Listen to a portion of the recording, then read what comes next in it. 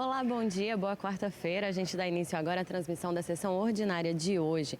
10 projetos que tramitam em urgência aguardam análise do plenário, como a proposta que institui meia entrada para professores da rede pública e privada aqui do Estado. Mas para que esses projetos possam ser votados, os deputados precisam primeiro destrancar a pauta da ordem do dia, que está encabeçada por 2 vetos governamentais. Vamos então acompanhar os trabalhos de hoje. Há quórum para a abertura da sessão, de acordo com o painel eletrônico, aonde, invocando a proteção de Deus, declara aberta a mesma e convido ele, doutor Hércules, para proferir um versículo da Bíblia. Sendo assim, solicito a todos em plenário que se coloquem em posição de respeito.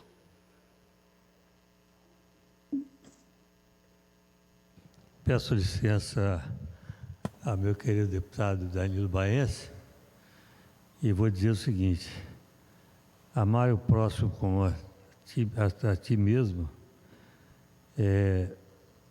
Mateus 22:39. Amém? Muito obrigado, doutor Hércules. Nesse momento eu dispenso a leitura da ata da sessão anterior.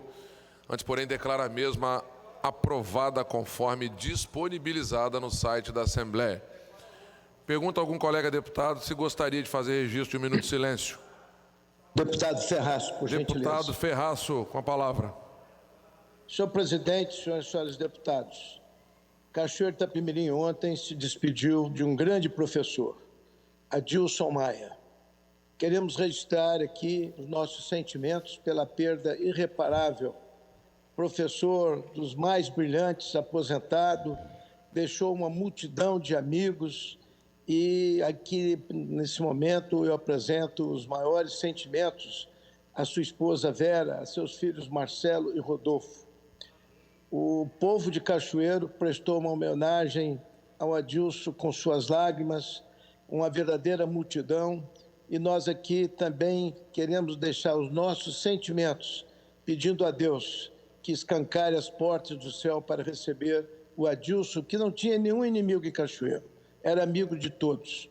As nossas saudades a esse grande professor dos polivalentes de Cachoeiro de Itapemirim. Muito obrigado, Ferraz. Com a palavra, doutor Hércules. Deputado Ferraz, eu também fiquei bastante triste. Adilson é casado com a minha prima, Vera Maia, e ontem já pedi um minuto de silêncio. Eu não pude ao sepultamento ontem, no horário da sessão, mas realmente foi uma grande perda, não só para Cachoeiro, mas para o Estado. Obrigado, Ferraz, e a nossa saudade do nosso querido Adilson Maia. Ok, então, por solicitação... Deputado Marcelo. Deputado Chambinho.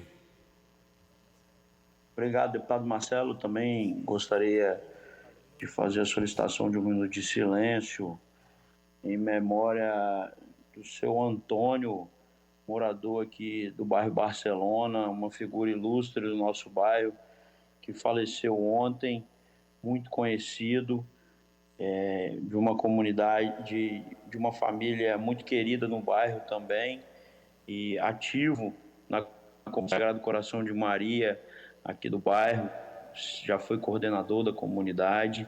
E nós perdemos também, no dia de ontem, o Moacir Sobrinho, mais conhecido como DJ Moa, também morador de Barcelona, era funcionário efetivo do DR também, e um jovem que nos deixou repentinamente e que nos deixa muito saudade. Sempre trabalhou muito dentro do DR, no Estado, representando os servidores do DR, e partiu ontem também. Então a comunidade de Barcelona hoje está de luto com essas duas percas de duas pessoas muito conhecidas dentro da comunidade. E solicito um minuto de silêncio. Então, por solicitação dos deputados Teodorico Ferraz, doutor Hércules e Alexandre Chambinho, faremos então um minuto de silêncio.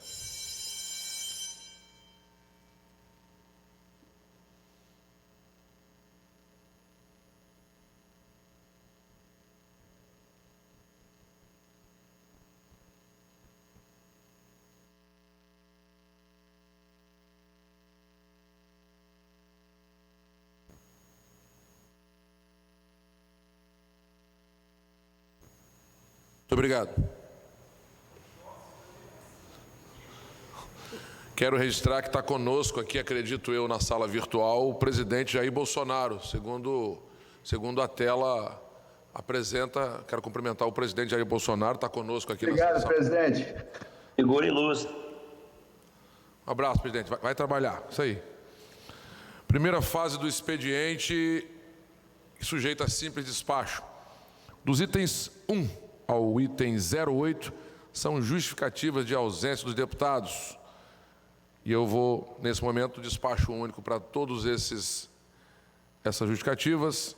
Justificada a ausência, a secretaria conforme regimento interno. Nono item, mensagem 1720/2022 do governador do Estado, ciente ao deputado Capitão Assunção, por cópia eletrônica. Décimo item, requerimento 55/2022, deputada Raquel Lessa, defiro à secretaria para providenciar ato de licença. Segunda fase do expediente sujeita à deliberação. Não há matéria de apreciação no plenário. Eu gostaria de solicitar ao plenário a aprovação para que nós pudéssemos fazer a inversão da pauta, passando imediatamente para a ordem do dia. Deputados que aprovam permaneçam como se encontros contrários manifestem. Aprovado. Passamos então à fase da ordem do dia. Item 1 da pauta, discussão única nos termos do artigo 66, parágrafo 6º da Constituição Estadual, de veto total ao projeto de lei 04/2022, de autoria do deputado Dari Pagung. Mensagem de veto 42/2022, publicado no Aile Digital no dia 6/1/2022. O deputado, na Comissão de Constituição, publicado no Aile Digital no dia 17/8. Na Comissão de Constituição e Justiça, o deputado Vandinho Leite prevaleceu do prazo regimental. Como o mesmo não se encontra presente, o deputado Vandinho está presente? Não. Estou presente, vou manter o prazo, senhor presidente. Ok, deputado Vandinho mantém o prazo, previsão, a decisão está prevista no regimento. Mantendo assim o prazo, na forma do artigo 66, parágrafo 6º da Constituição Estadual, ficam sobrestadas as demais matérias constantes na pauta. Passamos então, nesse momento, à fase das comunicações.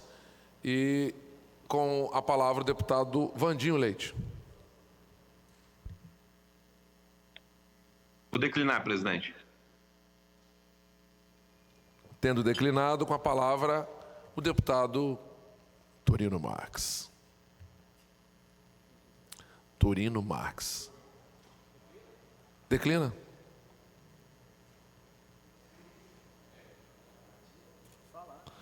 Nesse momento eu convoco o deputado doutor Hércules para assumir o comando da Assembleia Legislativa nessa sessão. Antes do deputado Torino Marques falar, e peço a Vossa Excelência que venha marchando aqui até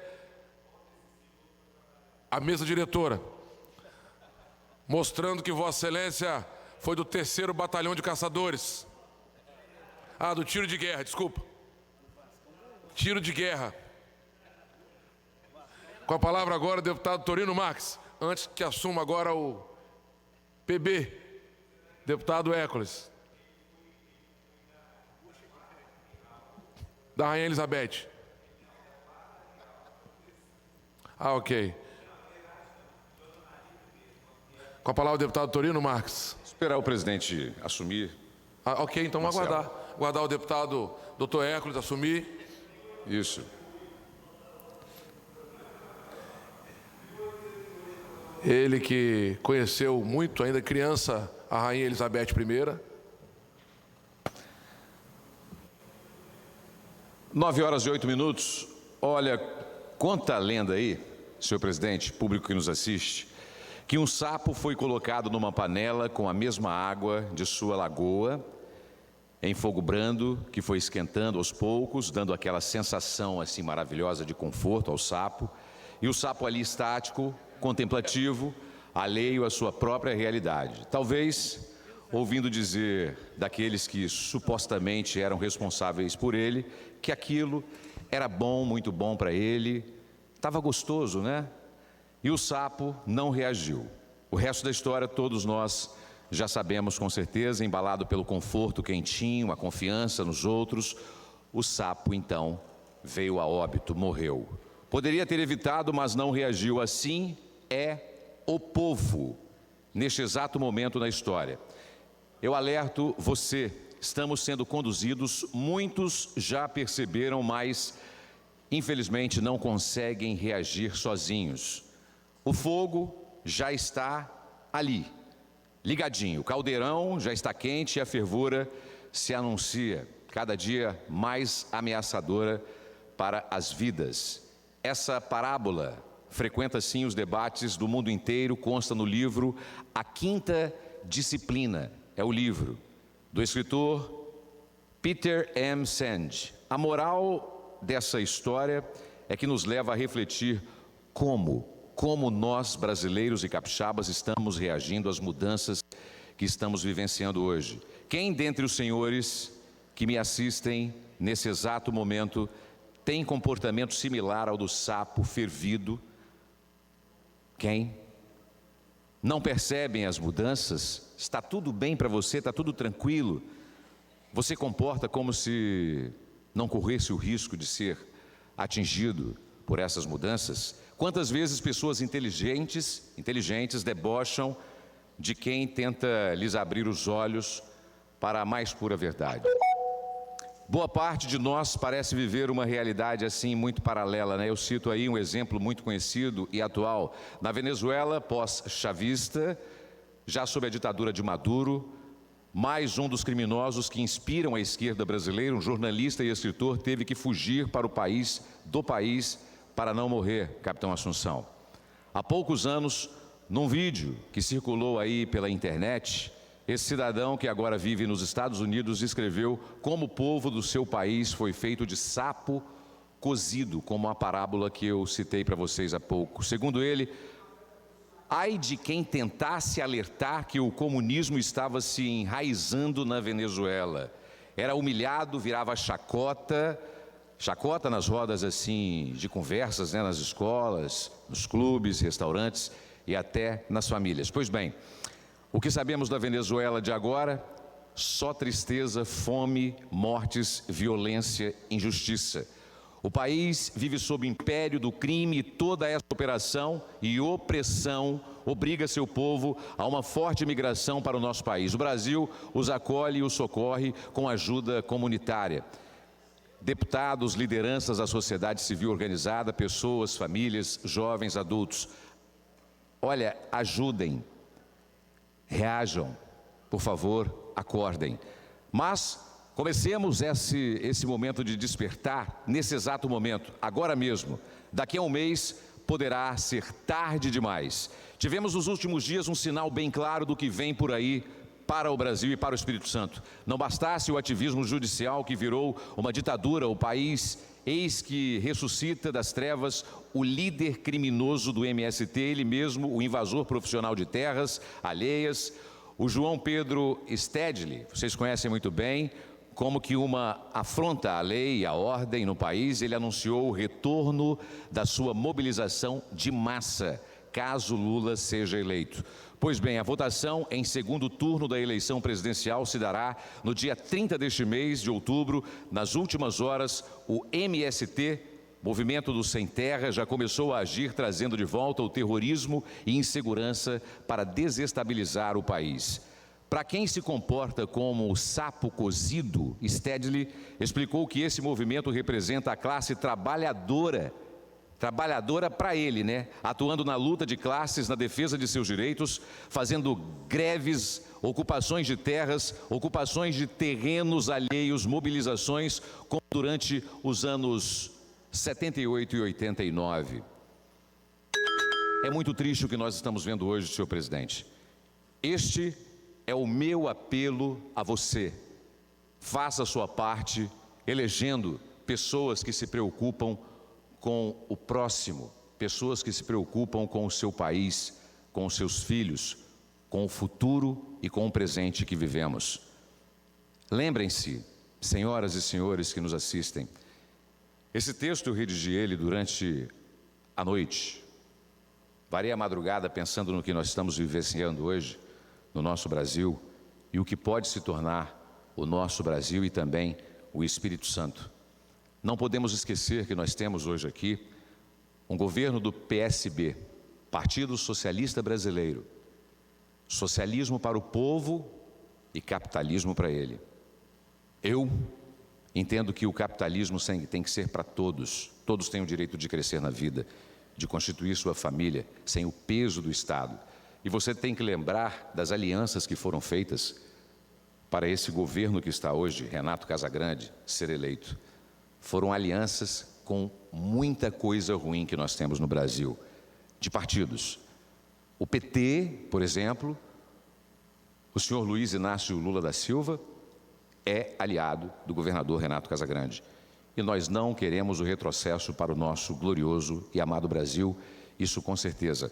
Você não pode se esquecer do que aconteceu durante a pandemia.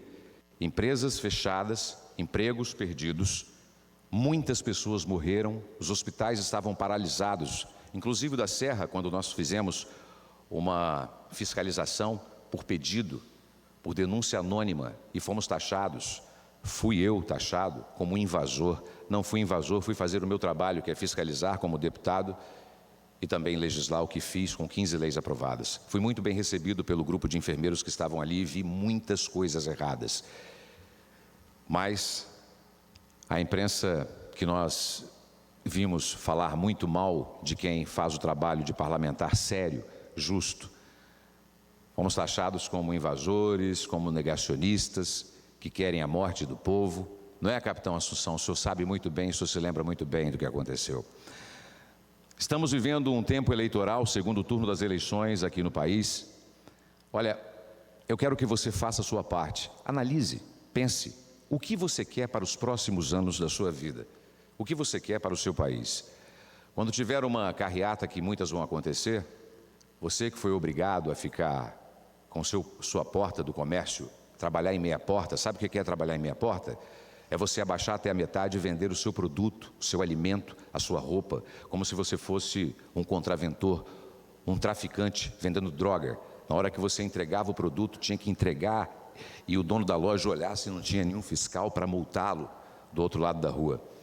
Quando tiver uma carreata do número 40 do senhor Renato Casagrande, comerciantes, façam isso, baixem sua porta até a metade. Esse é o melhor protesto para se fazer. Então, queridos amigos, faça a sua parte, elegendo quem quer o melhor para o seu país. Lembre-se que a nossa economia, o PIB hoje do Brasil, está maior e melhor do que o da China. A inflação na Europa está maior do que aqui no Brasil. O Brasil está crescendo. Não feche os olhos, não dê cegueira para o futuro que nós temos que ter, de liberdade. Vamos eleger o presidente Jair Messias Bolsonaro para comandar o Brasil e no estado do Espírito Santo, Carlos Manato, no próximo dia 30. Que Deus abençoe o meu glorioso Espírito Santo, que Deus abençoe a sua vida, que Deus abençoe o nosso Brasil. Muito obrigado, senhor presidente. Bem, deputado Torino Marques, próximo orador escrito, deputado Teodorico Ferraz. Deputado Teodorico Ferraz poderá ter o mesmo tempo, se quiser, do deputado Torino Marques, que ele falou 9 minutos.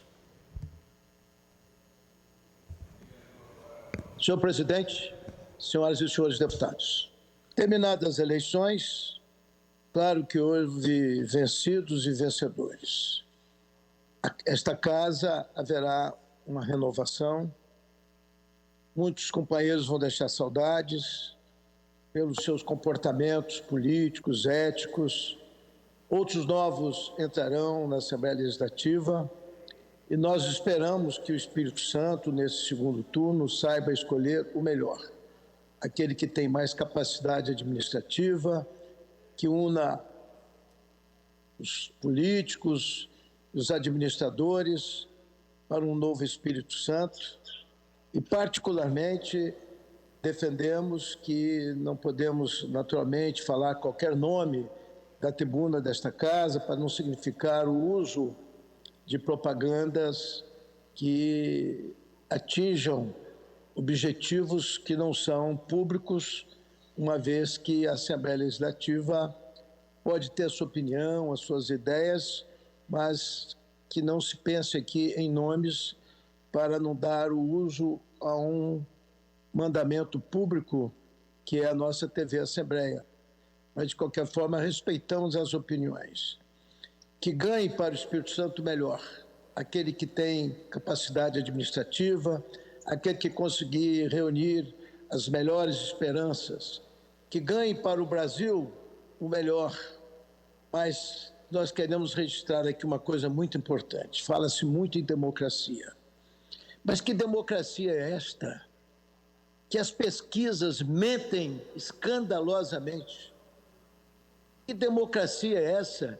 Que o poder do Supremo Tribunal Federal interfira nas administrações do Executivo, atendendo a interesses político-partidários.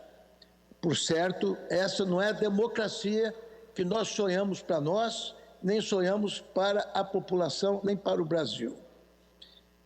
Se o Supremo Tribunal Federal seguir o exemplo do Tribunal de Justiça do Espírito Santo, estaria fazendo uma democracia muito grande. Aqui, a Justiça, o Tribunal de Justiça, jamais interfere na administração, o respeito absoluto ao poder. Mas isso, infelizmente, não vem acontecendo no Supremo Tribunal Federal.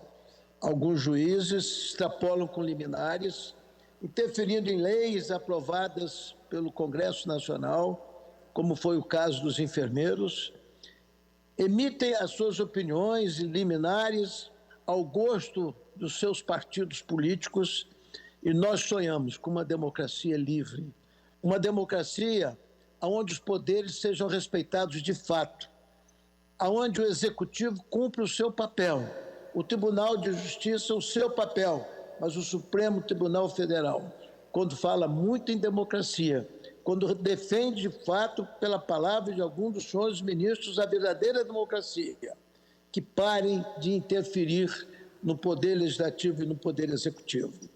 Esse é o sonho do futuro do país. Um país com menos pobres, um país com uma política social voltada para os interesses da população, um Brasil dos brasileiros, um Brasil de Deus, um Brasil de Cristo. Esse é o nosso sonho, que o povo saiba escolher no momento certo. Eu acompanharei o meu partido progressista. Estou na minha encruzilhada de levar a minha mensagem, que não é pessoal, que não será de interesse pessoal, mas de interesse em favor do Espírito Santo, para que o Espírito Santo saiba escolher o melhor, aquele que tem capacidade administrativa comprovada, aquele que pode realmente servir ao país. E queremos aqui desejar que o novo presidente da República traga paz, harmonia e coloque sempre Deus no seu coração, e que arvore a bandeira brasileira como símbolo da paz, da prosperidade, da tranquilidade e da verdadeira democracia. Mas, por favor, senhores membros do Congresso Nacional, mudem a lei enquanto é cedo. Pesquisas fake news lançadas vergonhosamente, e não se vê nenhuma providência dos juízes federais, dos juízes que deveriam também, ao lado do seu comprometimento com a democracia, libertar o país dos fake news públicos e notórios, como se aconteceu vergonhosamente nas últimas eleições.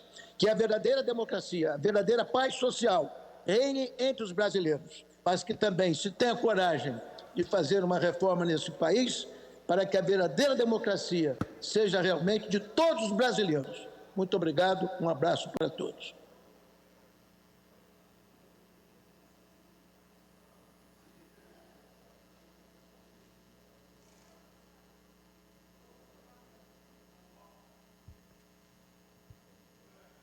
Eu convido agora o próximo orador, é o deputado Sérgio Magés. O deputado tem 9 minutos.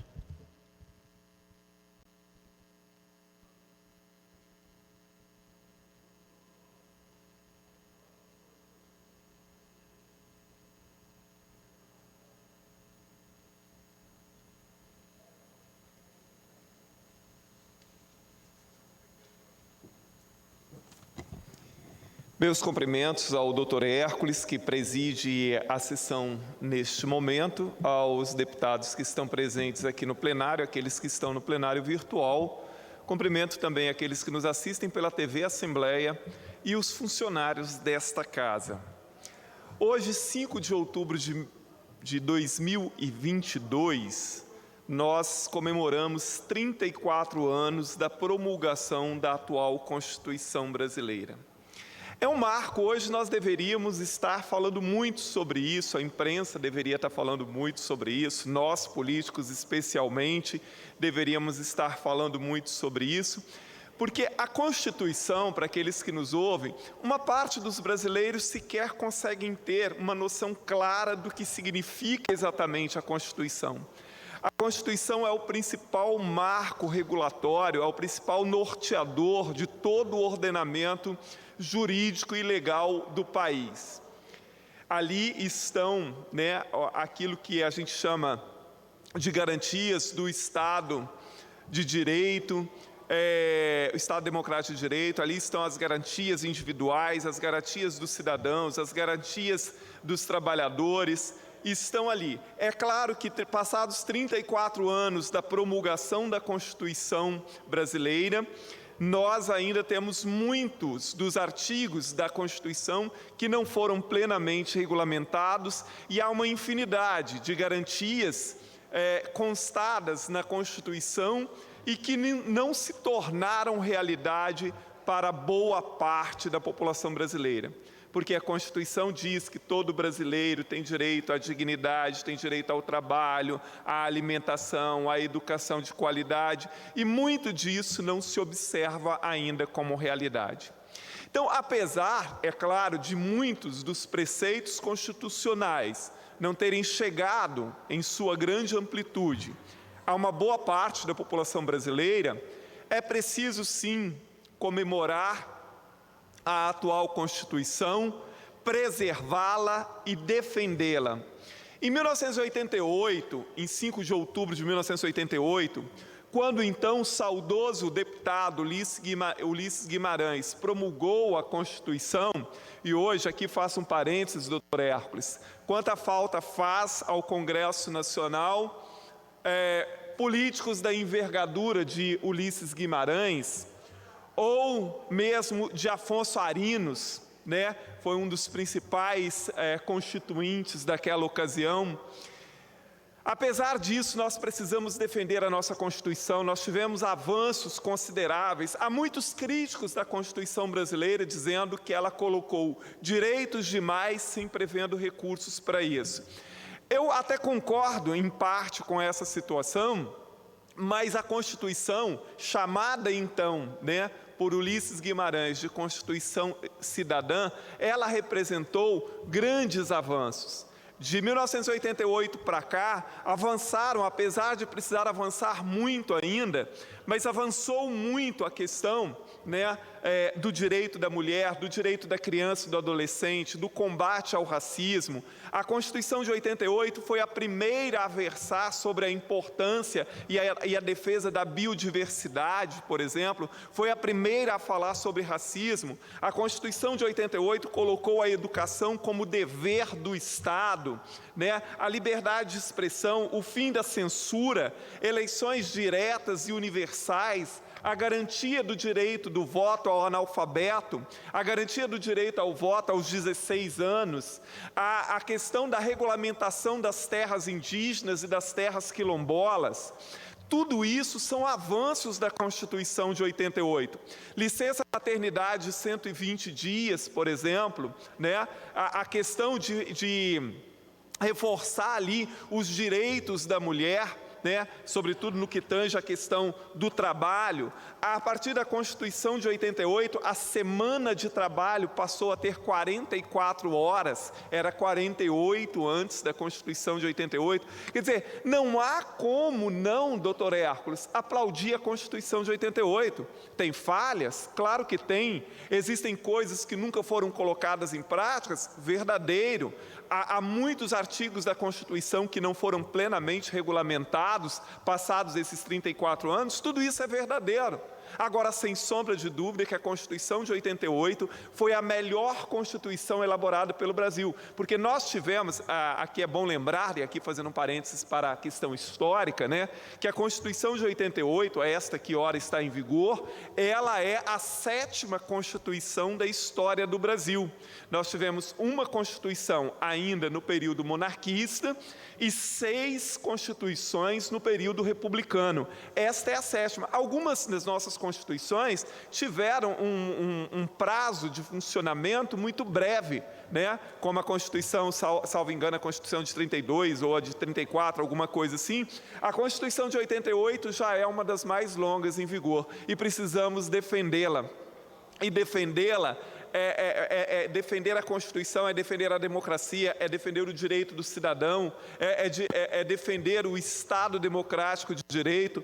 Portanto, salve a nossa Constituição. Claro que leis, ordenamentos jurídicos precisam permanentemente ser revistos, ser analisados, ser melhorados, mas a Constituição de 88 é sim um grande avanço, foi sim um grande avanço, e viva a Constituição de 88, e precisamos defendê-la, preservá-la, aprimorá-la, porque ela é que é o grande norteador das garantias individuais e coletivas no Brasil, e ela é o grande garantidor do funcionamento da democracia brasileira. Doutor Hércules, assim, falando em democracia, eu só queria aqui lembrar, muitas vezes se fala sobre a questão do Brasil se transformar numa Venezuela. Tanto a esquerda fala disso, quanto a direita fala disso, mas como a Venezuela se transformou no que é? Isso não guarda muita relação com esquerda e direita, mas como foi conduzido o processo por lá. Lembrando que aquilo começa, né, é muito mais do que socialismo, é o chavismo que funciona ali, né? O Hugo Chávez, que era um militar, que chegou ao poder, né, primeiro tentou por um golpe, não conseguiu, depois por eleição, e Chávez fez uma coisa, e aí é preciso estudar bem a Venezuela para saber como ela chegou a essa situação. Hoje, depois de Hugo Chávez, a Constituição foi mexida a bel prazer do governo. O governo reduziu significativamente o poder judiciário, né, as funções do poder judiciário, ampliando o número de ministros da Suprema Corte como uma forma de manipular o judiciário, reduziu as garantias individuais, aumentou a censura, fechou a meios de comunicação, sobretudo aqueles que criticavam, né, o governo de Hugo Chávez, colocou impostos Chávez, comandantes de alta patente do Exército, das Forças Armadas venezuelanas. Por isso, hoje, pensar em derrotar, né, o chavismo na Venezuela é muito difícil, porque, na verdade, como as Forças Armadas controlam grande parte das instituições, inclusive da produção de petróleo no Brasil, da Venezuela, com aval do governo, como é que é possível hoje acabar com aquele sistema? Então, assim, o sistema venezuelano, ele não tem uma questão, né, de direita e de esquerda, ele é uma mistura de questões ali para manter-se no poder, né, como ocorre em vários outros países também. Muito obrigado, doutor Hércules. Deputado Sérgio Majeski, nosso professor, eu devo lembrar, você falou muito do Ulisses Guimarães. É o Ulisses Silveira Guimarães. Pouca gente sabe disso, que o Ulisses tem Silveira, e é uma honra muito grande.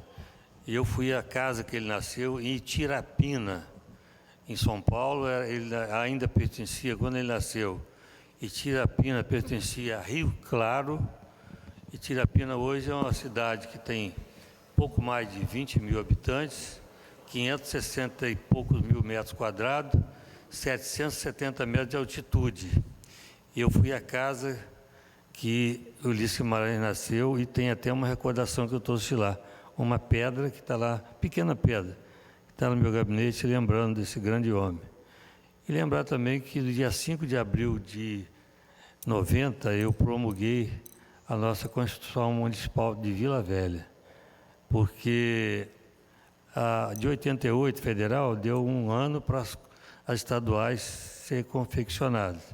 E deu mais um ano para as municipais, que a gente não tinha Constituição Municipal. e trabalhava com a Lei 4.320, que estabelecia os critérios e as normas para que a gente pudesse trabalhar a contabilidade pública. Então, quero fazer esse registro. Muito obrigado. Mais uma vez, uma aula do professor Sérgio Majestic. Eu quero convocar o próximo orador, mas lembrando que, como o primeiro orador falou 9 minutos, nosso querido deputado Torino Marques, e para fazer justiça, eu estou deixando os outros também falar 9 minutos, aqueles que quiserem. Próximo orador, deputado Renzo Vasconcelos. Ausente, deputada Raquel Lessa. Ausente, deputado pastor Marco Mansur. Ausente, deputado Marcos Madureira. Ausente. Declino. Muito bem. Deputado Marcos Madureira declinou. Deputado Marco Garcia. Deputado Marco Garcia ausente. Deputado Marcelo Santos. Deputado Marcelo Santos ausente, pé de banha. Deputado Luiz Durão. Para quem não sabe, o capitão Assunção está rindo ali, pé de banha é o soldado que nunca pegou numa arma, que foi trabalhar no rancho. Para quem não sabe o que é rancho, né? Nas Forças Armadas também, rancho é cozinha. Marcelo era cozinheiro no Exército.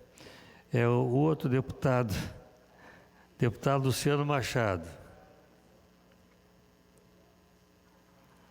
Ausente, deputada Janete de Sá.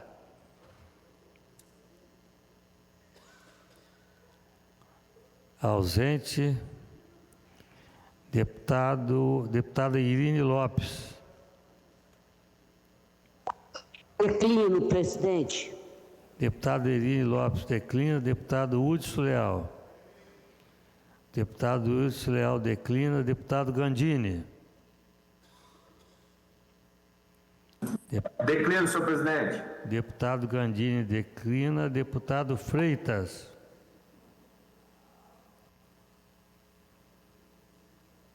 Ausente. Deputado Eric Musso.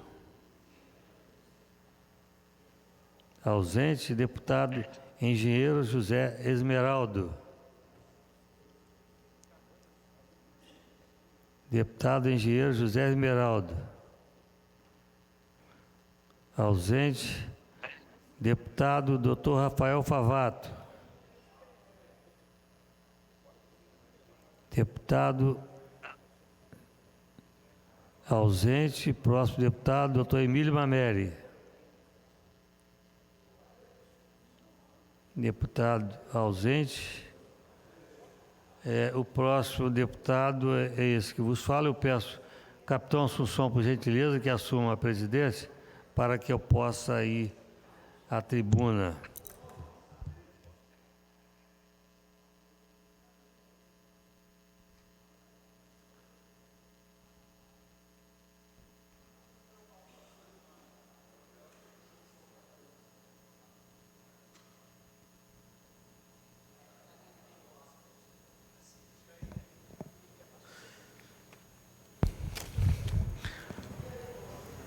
Assuma a presidência e com a palavra o deputado Dr. Hércules, 9 minutos.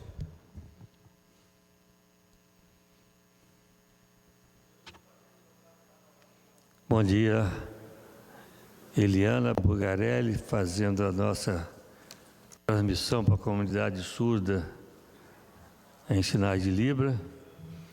Eu agradeço ao presidente Érico por essa conquista, porque a gente não falava para a comunidade surda. Hoje, graças ao empenho do presidente, nós estamos falando para a comunidade surda. Eu estou com a camisa e a gravata rosa, também para homenagear o Outubro Rosa, é um mês que é destinado à luta para que todas as pessoas, mulheres especialmente, possam fazer mamografia. Lembrando sempre, já disse e repito, né, o homem também tem câncer de mama, embora muito raro, mas tem. Então é bom se cuidar, se aquele também, o homem que tiver um nódulo na mama, que possa fazer a mamografia. No próximo dia 8 agora, será lembrado o Dia Nacional da Doação de Cordão Umbilical. Pouca gente fala sobre isso, pouca gente, as maternidades mesmo não têm esse trabalho. Nós precisamos conscientizar as maternidades para que seja doado o cordão umbilical. Após o nascimento do bebê, a placenta e o sangue do cordão umbilical são rotineiramente descartados, ou seja, joga para cremação. Porém, o sangue que resta nesse material é extremamente rico em células novas, células jovens, imaturas e com capacidade de dar origem às células, a célula do sangue. E nós temos vários fatores do sangue, especialmente o fator de coagulação, que o hemofílico sofre muito com essa questão, com essa doença, e nós podemos também utilizar essas células nesse sentido. Essas células são capazes de produzir os elementos do sangue, hemácia, leucócitos e plaquetas, essenciais para o transplante de medula óssea. E, na verdade, medula óssea são mais de 100 mil amostras para uma compatível com aquela pessoa que precisa. Então, realmente, nós precisamos trabalhar cada vez mais, conscientizar, falar com as maternidades para que seja feita essa doação de cordão umbilical. Existem muitas doenças graves cujo tratamento necessita do transplante desse tipo de célula. E durante vários anos, a única fonte era a medula óssea. Mas para que o transplante de medula possa ter sucesso, é necessário que ela seja mais compatível possível com o paciente. E achar um doador assim é muito difícil, mesmo na própria família. Já disse antes, vou repetir, são mais de 100 mil amostras para uma compatível. O sangue do cordão tornou-se, nos últimos anos, importante fonte de obtenção dessa célula. É um material facilmente obtido e manipulável, porque realmente você colher o cordão umbilical na hora do parto é muito fácil. É manipulável e que não necessita ser totalmente compatível com o receptor, como no caso da medula óssea, sendo baixa a possibilidade de rejeição. E também esse tipo de célula do cordão umbilical, como é uma célula muito jovem, tem muito pouca rejeição para aquele que for receptar esse tipo de transplante. Como qualquer outra doação, a opção de doar o sangue do cordão também deve ser voluntária. Existem as opções de doação para o banco público, onde o material pode ser utilizado por qualquer paciente que necessite de um transplante, ou pode ser feita a doação familiar direcionada, onde o sangue pode ser utilizado em benefício de alguém da família que precise do transplante. Nesse caso, a mãe do bebê que autoriza essa doação do cordão umbilical. Como pode ser doador? Essa mãe, como que ela pode ser doadora? A doação é muito simples. A mãe que quiser doar deve manifestar a sua vontade durante a internação do parto. Mas preciso que as maternidades sejam treinadas para pedir a essa paciente essa doação. Nesse caso, será realizada uma entrevista para avaliar os antecedentes clínicos, cirúrgicos, obstétricos, ginecológicos, de alguma doença hereditária. Ou seja, se tiver alguma doença hereditária, naturalmente não deverá ser utilizado esse material. Então, a família do pai e do bebê, a fim de verificar a aptidão para ser doador. Mais uma vez, é importante trabalhar no sentido de que a doação do cordão umbilical seja um ato muito bem trabalhado, e nós não vemos. Eu mesmo trabalhei na maternidade de Vila Velha, na Promatre, no Hospital Evangélico, na maternidade da Santa Casa de Cachoeiro, e realmente eu nunca vi uma abordagem no sentido de fazer com que esse material seja utilizado, seja coletado. Mais uma vez, dia 8 agora, será lembrado o Dia Nacional de Doação do Cordão Umbilical. Obrigado, presidente. Capitão Assunção, devolvo a palavra a Vossa Excelência.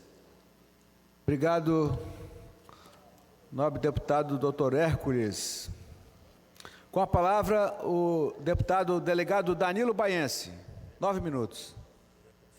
Bom dia, presidente, capitão Assunção.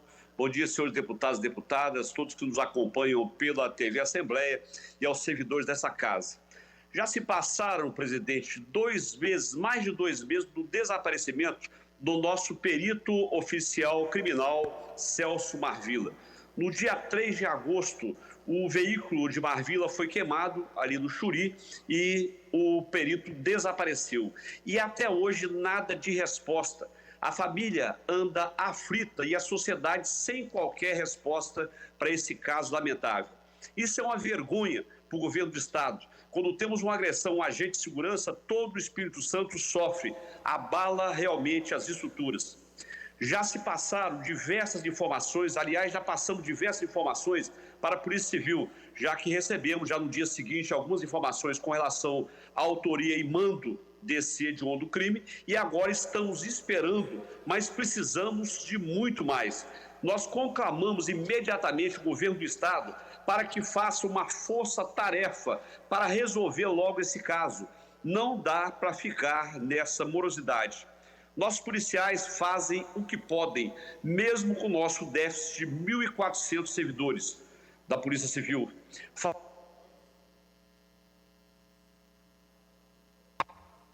As polícias do Brasil, ainda que com todas essas dificuldades.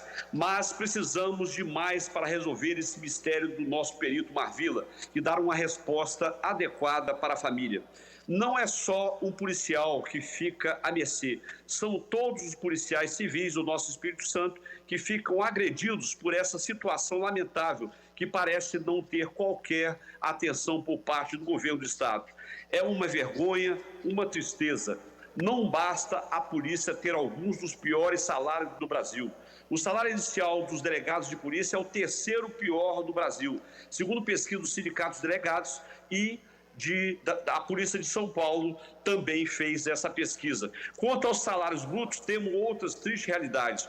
O perito criminal tem o pior salário bruto do país, segundo o Anuário Brasileiro de Segurança.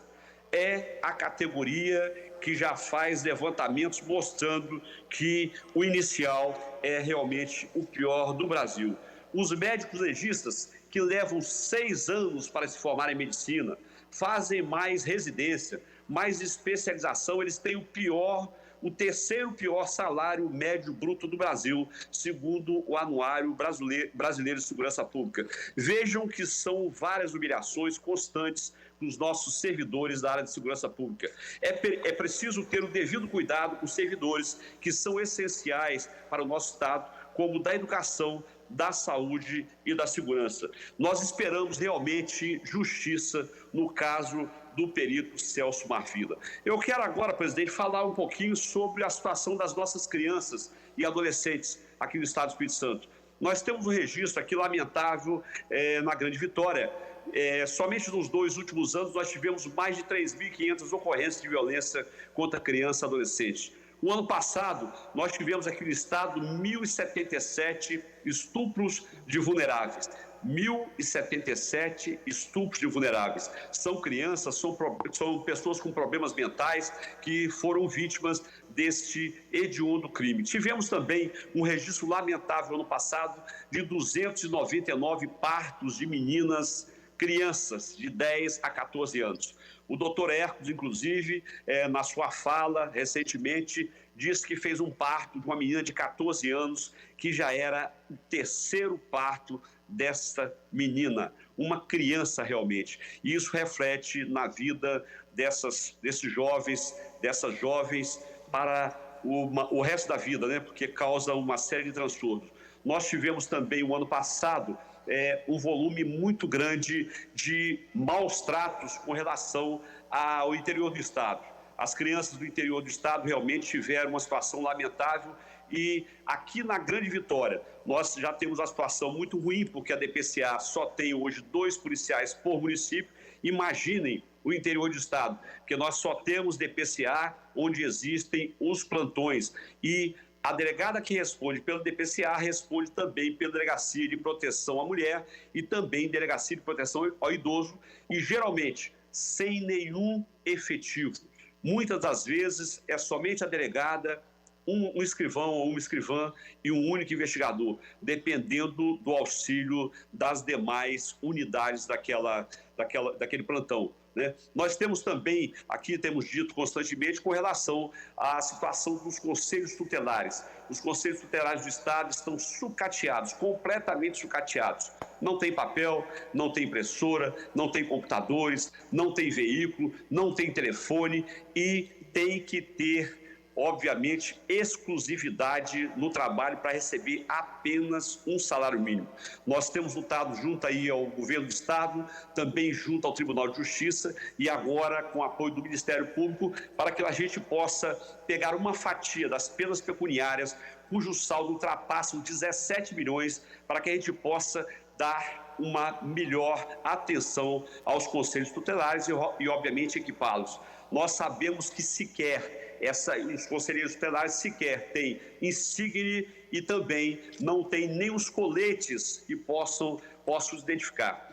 Um outro assunto também importante, presidente, que eu gostaria de falar nesse momento, é para dialogar com a sociedade sobre os policiais civis. Um requerimento de informação que nós fizemos ao governo do Estado, recebemos a resposta que versa sobre a retomada do concurso público para agente de polícia civil, que tinha sido aberto em 2012, mas que foi suspenso. A Polícia Civil nos informou que só foi transitar e julgado o fim desse concurso para agente agora em 2019, findando de vez qualquer possibilidade de realização do certame. Também houve problemas com o concurso de delegado de polícia aqui do Estado do Espírito Santo. A polícia nos informou que, por hora, não é viável a realização do concurso para agente de polícia por haver, no atual certame, que trouxe novos policiais, como investigadores, e também para o concurso de delegado, que está em andamento. Também nos foi informado que a proximidade das eleições para governador e o início da nova gestão da Polícia Civil não se revelam convenientes ou oportunas para a realização do concurso. Faltam, só para que vocês tenham ideia, faltam exatamente 800 agentes de Polícia Civil no Estado do Espírito Santo, que é lamentável. Então, nós conclamamos aí ao governo do Estado, né, e ao próximo governador para que dê uma atenção para a segurança pública do Estado do Espírito Santo, porque na situação que está, nós não podemos continuar, porque realmente, com isso, a polícia e os órgãos de segurança prestam um péssimo serviço à população do Estado do Espírito Santo. Não obstante, o empenho dos nobres policiais civis, militares, penais, bombeiros e guardas municipais. Muito obrigado, presidente. Retorno a palavra a Vossa Excelência. Muito bem, deputado Danilo Baense.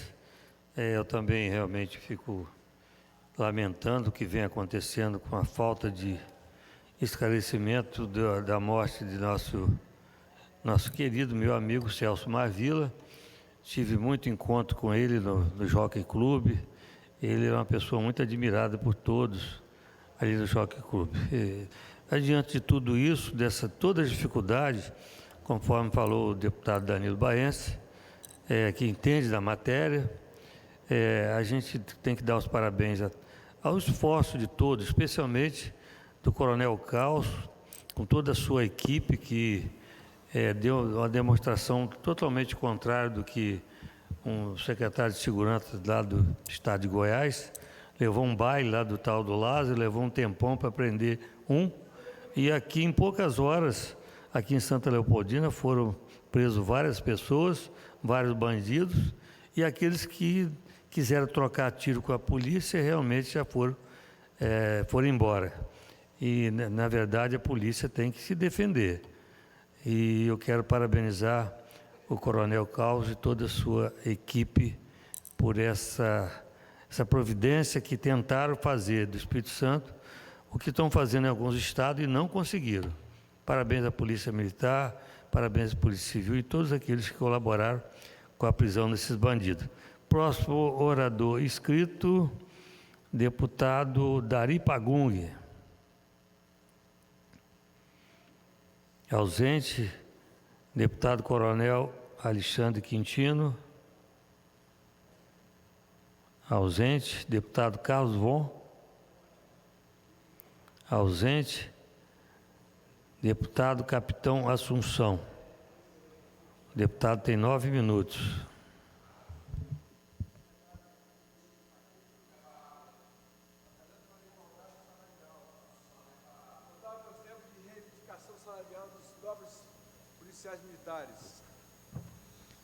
Muito obrigado, presidente. Quero cumprimentar os nossos taquígrafos. Quero cumprimentar o deputado Sérgio Majeski, o homem consagrado da educação, um homem que eu imaginei que estaria na Câmara dos Deputados pelo trabalho que fez, principalmente relacionado à educação, mas nunca deixou de votar contra as categorias do funcionalismo público, principalmente a categoria da qual eu tenho origem, né, que são os militares estaduais, os bombeiros e os policiais militares, os policiais civis, botar a favor porque geralmente as legislações que entraram aqui nessa 19ª legislatura foram muito ruins para os policiais, e o seu posicionamento sempre foi firme a favor das categorias. Cumprimentar também a deputada Janete, reeleita para a 20ª legislatura, Deus abençoe a sua vida, e o presidente Dr. Hércules, que também compactou comigo em relação à categoria dos taquígrafos. Quero cumprimentar e parabenizar o deputado Torino Marques, porque durante 4 anos ele se posicionou firme denunciando as irregularidades do governador Casagrande, juntamente com ele, que fez um trabalho maravilhoso, denunciando, batalhando, mostrando para a sociedade as falcatruas desse governador que está aí na tela, aí, se quiser ficar dividido aí, porque eu vou falar desse cidadão que está ao lado de Casagrande. Mas quero lhe parabenizar, deputado Torino Marques, por tudo que você fez, a Vossa Excelência fez pelo nosso Estado do Espírito Santo. Também o deputado Danilo Baense, deputado Carlos Von e os demais parlamentares que sempre se posicionaram a favor do povo capixaba. Esse cidadão que está aí na tela, primeiro, quem me acompanha há muito tempo na vida política sabe que eu não fico guardando falhinha, não, que eu falo a verdade na cara do sujeito, por isso que muita gente não gosta de mim e outros gostam, não tem problema nenhum. Cheguei aqui pelo voto, enquanto o voto estiver me conduzindo de voto, sem problema nenhum, não vou mudar meu jeito de ser. Esse cidadão aí, eu vou dar uma resposta para ele agora. Bandido é você, Rigoni. Crime organizado é a sua família que participa. Crime organizado, Rigoni, você que é filhote de Jorge Paulo Lima, bandido é você. Crime organizado é a sua turma que participa, Rigoni. Rigoni, o jogo sujo da política começou justamente por vocês, que querem denegrir a imagem de um candidato a governador que vai mudar a história do povo capixaba. Então, só para você saber com quem você está brigando, Rigoni, com a gente não tem jogo sujo, bandido é você, Rigoni. Você falou, vou lembrar aqui o que você falou, Rigoni, as suas palavras, Rigoni. Quando eu tinha 4 anos de idade, Casagrande já era vice-governador. Quando me formei, era Casagrande. E agora, como deputado federal, é o Casagrande mais uma vez. Uma hora é Casagrande, outra hora é Paulo. Aí ele se dirige ao povo capixaba. Esse aí, um dos que compõe realmente o crime organizado. Você comprou uma briga feia, Rigoni. Você comprou uma briga feia. Ele encerra falando isso. Pessoal, isso está na internet, pré-campanha do seu Rigoni. Ele fala bem assim, você, se relacionando aos capixabas, ele diz assim, você já deu muito tempo para o Paulo e para o Renato. E agora você vai acusar o candidato do Bolsonaro, que está disputando o governo do Estado, contra o seu padrinho, Renato Casagrande, de crime organizado? Tome vergonha na sua cara, rapaz. Você falou que o crime organizado quem está fazendo é o candidato do Bolsonaro, né? Mas você esquece que o seu padrinho político, o senhor Renato Casagrande, vou lembrar você do ex-secretário da Fazenda que foi preso por suspeita de participar de fraude milionária. Senhor Rigoni, quem é bandido? Prejuízo de 120 milhões, senhor Rigoni. Outro assunto aqui, para o seu padrinho político: operação da PF investiga fraude em compra de álcool em gel. Isso é crime organizado, senhor Rigoni. Bandido é você. Vou falar uma coisa também que vai abrir um pouquinho a sua mente, senhor Rigoni, porque bandido é você e a sua turma. Pendrive comprova corrupção na licitação do Detran de 139 milhões e envolve governador Casagrande. Rigoni, bandido é você. A sua quadrilha ia embolsar 40 milhões de reais, os deputados não deixaram. A sua quadrilha ia embolsar, Rigoni, 40 milhões de reais. Bandido é você, Rigoni. Aí você vem me falar que o Estado não pode voltar à barbárie. Barbárie cometeu o seu governador. Só na região norte e noroeste do Espírito Santo, em relação aos homicídios de 2022, já superam o mesmo período do ano anterior. Onde está o crime organizado, senhor Rigoni? Você não está enxergando que está no governo do seu padrinho Casagrande, Rigoni? Abra os olhos, Rigoni. Quem é o praticante aqui do crime organizado é o senhor Casagrande. Você vem falar que o Estado do Espírito Santo não pode retroceder, porque senão a fome vai aumentar. Senhor Rigoni, bandido é você. Vou dizer, tudo que estou falando aqui está na reportagem da Gazeta. Fome aumenta no Espírito Santo e atinge 425 mil lares, aponta IBGE. Busque lá no G1, leia no G1, senhor Rigoni. Bandido é você. Agora, quem pratica a corrupção é quem contrata, quem usa do cargo público, como você usou, como deputado federal, e nomeou o filho de Casagrande. Matéria do jornal A Gazeta. Senhor Rigoni, bandido é você. Filho de Casagrande será chefe de gabinete de Rigoni. Quem é o chefe da quadrilha, senhor Rigoni? Está do seu lado. Por favor, mostra a imagem desse cidadão aí. Esse cidadão aí é o governador do estado que vai ser expulso pelas urnas porque fechou o comércio. E ao lado dele é um dos pilares do crime organizado. Crime organizado está aí. Quem faz a facção criminosa está do seu lado aí, Rigoni. Abra o olho e veja. Deputado emprega 2 parentes do governador do Espírito Santo. Cada um tem remuneração superior a 14 mil reais. Rigoni, bandido é você. Aí você vem me falar de fome, que o Espírito Santo não pode retroceder porque vai voltar à época da fome. Na matéria, em letras garrafais, é manchete da Gazeta, sem saber se terão comida, 1,6 milhão de pessoas do Espírito Santo não sabem o que fazer. É o chefe da quadrilha, que está do seu lado aí, do seu bando, que desorganizou o estado do Espírito Santo, senhor Rigoni. Então, senhor Rigoni, você comprou uma briga feia porque você pratica o jogo do seu patrocinador, João Paulo Lima. Então você comprou uma briga feia comigo. Você jogue sujo e você vai ter pancada o tempo todo aqui. Nós fazemos o jogo correto. Haja corretamente, entre no jogo. Você foi expurgado das urnas.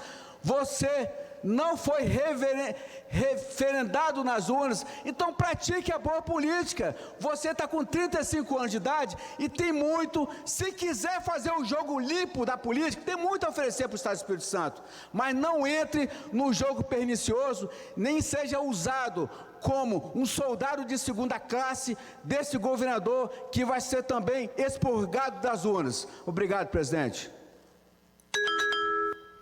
Próximo orador, o deputado Bruno Lamas. Ausente. Próximo orador, deputado Alexandre Chambinho. Ausente. Deputado Adilson Espíndola. Ausente. Nada mais havendo a tratar, vou encerrar a presente sessão. Antes, porém, convoco a senhora deputada e senhor deputado para a próxima, que será ordinária, segunda-feira, dia 10/10, a hora regimental para a qual designo expediente o que ocorrer, ordem do dia, a mesma pauta que não foi votada hoje. A mesma pauta que não foi votada hoje. E está encerrada a sessão, vamos em paz e com Deus. Saúde, saúde e saúde. O veto que encabeçava a pauta da sessão de hoje continuou em prazo regimental. Com isso, o restante da pauta permaneceu trancado e os itens retornam para a sessão da próxima segunda-feira. Mais informações sobre os trabalhos de hoje você pode conferir no nosso site também às 10 da noite no Jornal Panorama. Continue ligado na nossa programação TV Assembleia, mais perto de você.